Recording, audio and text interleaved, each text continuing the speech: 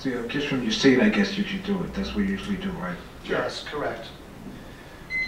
Word of the day, boondoggle, was spoken by Bob Avalone, Julie Stevenson, and Dinesh Chimaramata. Those who used filler words, which I will call boondoggle words, for the purposes of this meeting, were, mostly everybody was clean, quite clean. Aileen had a few filler words, boondoggle words, also known as. I was surprised that Aileen actually started her speech with a boondoggle word, so, very surprising. Yeah, right. Peter Ash had a handful of ums, everybody else was very clean. Good report. Sounds like, thank you. Sounds like we're improving. We'll now have the time report by Chris, and Chris tells me a story that he got about Abe Lincoln. This was the first person to actually wear a beard in office. And he did so because the little girl wrote to him and saying he should grow whiskers. I do remember that story as well. So, Chris, the Times report. We had a good meeting overall. Everyone was within the grace period. There were a few people who were over and under, so I'll just read those times. Peter Ash, you were over just by 10 seconds at 2 minutes and 10 seconds, but within the grace period. Bill, you were over by, or under, I should say, by a few seconds at 1 minute 34 seconds. Julie, you were just under the minimum time at 1 minute 58 seconds. Aileen, you were just a little over the maximum time at 7 minutes 15 seconds. And then Bill, you were under, just a little under, right here at your report at 48 seconds. And then I also wanted to say, for Pete, I forgot to time your introduction to the second table topic speech. My guess is that you were over, but I didn't time it, so my apologies there. Okay, we're running out of time. Rob will now do the GE, general evaluation.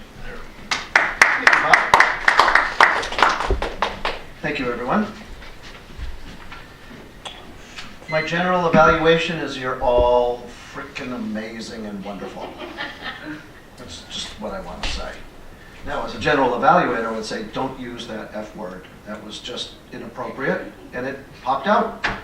So I have to include myself in the general evaluation. It's the second time I did it in the 3 or 4 years we've been together. You helped me remember one time. And that's what I struggle with as the expressive type.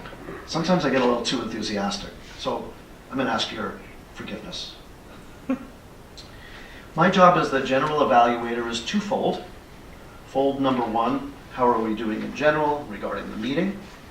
And role number 2 is, if there's time to go, to describe my evaluation of the evaluators. Unfortunately, as I look around the room, Dinesh is not in the room. And that's not the first time this has happened with Dinesh leaving early. If Dinesh were here, I would say to him, and I'm going to say to you, I thought Dinesh had a very warm and affectionate delivery, and saying to you, Aileen, what a good job you did. I agreed with Dinesh. I was surprised. I wanted some more specifics, like the crawfish and the jambalaya. However, Dinesh had been in New Orleans, and I haven't, so I'm going to say that Dinesh knows what he's talking about.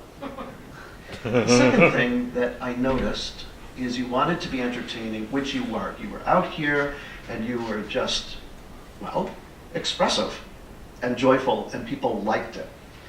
But there are 2 other things I think you could do to improve. You saved the most entertaining line for the very end, which had punch, but in retrospect, I wanted to see it a couple of times in the beginning and middle. And that was, did you have fun, baby? That was very endearing. It had the southern drawl, and I thought you might have worked that character in during your speech. Very well done. In terms of tourism, if you want to boost tourism, give people a follow-up. of a toll-free number or a website to visit. Rich. Rich. Yes, you were very teacher-like in your delivery. And Peter, I thought you did an excellent job in reviewing with Rich some things that he did well and some things he could improve. I would add a few items. Item number one that was for me as a coach, the best line of the whole thing, which is what you called the moral of the story. Treat others the way they want to be treated. You crystallized for me 37 years of what I've been trying to teach people. That was brilliant. It was very well done. Things you could do to improve. You started looking down here. You want to come up with big energy and then look down at your notes. You started down here and you stayed down here for a good 5 to 10 seconds. I agree with Peter. You improved. You improved by teaching us the story of the general, and I could see that.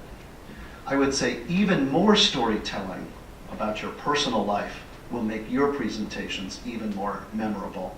I would say give this speech one more time. Good job. See, the red card is about to come up.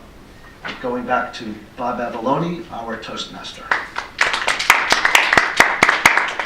Thank you. The last